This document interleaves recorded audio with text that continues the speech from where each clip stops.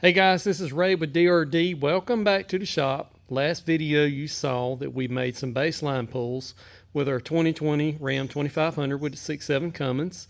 And I decided before we start actually tuning this truck away from the factory calibration that I would try an S&B intake on this truck with the factory calibration and see if it makes any difference.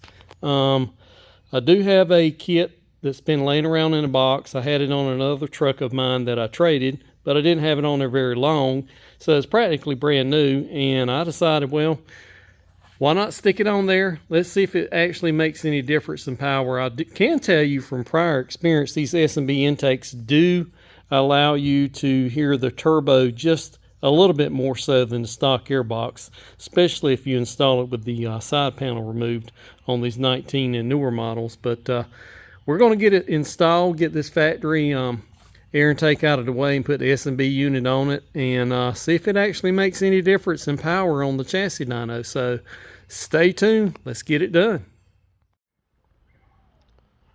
Okay guys, we got this S&B intake installed on our 2020 truck here. As you can see, it's a good looking intake and it fits right in with the factory air scoop. It's a nice piece, got a nice high flow. This particular setup, I used the old cotton filter. You can get a dry element filter if you want. The old cotton does flow a little better than the dry element.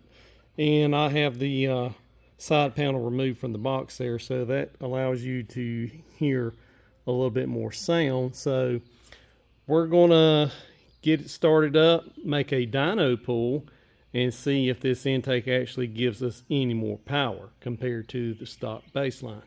So let's do it.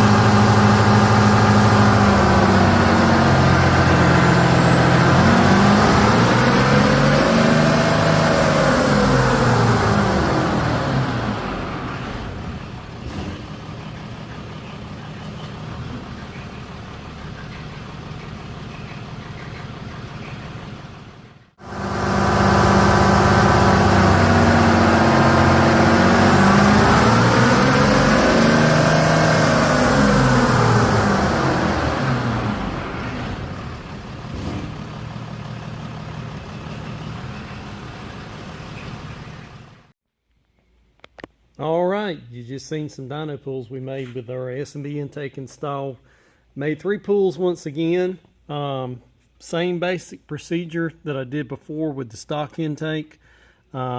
Used 3 different load settings, and the truck actually liked the same load setting before that it did this time with the S&B intake. So I'll show you that data. I'll go ahead and tell you that the S&B does add a little bit of more airflow, particularly at torque peak. So with the S&B intake installed, our best pull was 336, 716 on the torque. And you know, I'll go ahead and tell you that the lowest number here, 332 with only 677 torque, was a pull done with the least amount of load applied. So kind of makes sense, you know, with more load we work the turbo harder, and when the turbo works harder it's trying to draw in more air. So with a less restrictive intake, that's when it starts to really show its worth, and that's why you see more torque as compared to the stock intake. So let me pull up. I'm going to pause the video just for a second, and I'll come back and I'll have the best pull with the S&B intake versus the best pull with the stock intake. Okay, I'm back, and here are the 2 best pulls. The best pull with the stock intake was 332, 671. The best pull with the S&B intake was 336, 716. And I just split it right here at 2400 RPMs between the 2 pulls just to show you a difference in the torque. I I didn't go all the way back down really down low because I didn't start to pull in the same RPM range.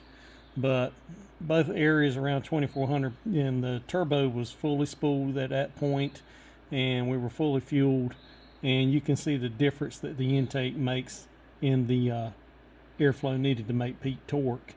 And if you'll notice that the stock intake was at this point at 2400 was 660 foot-pounds, and the S&B was at 712 foot-pounds at that point. So, you know, that's 50 foot-pounds difference at 2400 RPM. So I will say that the S&B is definitely flows more air, and it's allowing this engine to make more particularly low-end torque when the turbo is working really hard.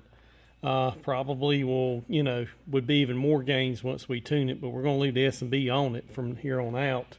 I do like how it sounds. I don't know if you can tell it in the videos or not, but definitely you can hear a little more turbo whistle coming from up under the hood with the S&B installed. So that's going to wrap up today's video, guys. Next step would be getting the tuner installed on this truck and starting the tuning process. So that'd be pretty exciting. As always, guys, thanks for following along. God bless each and every one of you, and we will see you again soon.